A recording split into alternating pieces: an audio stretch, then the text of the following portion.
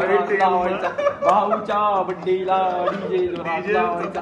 Happy birthday Ranjit sir. Happy birthday happy birthday happy birthday happy birthday भाऊच्या बड्डेला DJ जोरात लावायचा. भाऊच्या बड्डेला डीजे जोरात लावायचा. Happy birthday happy birthday Ranjit sir. Happy birthday happy birthday happy birthday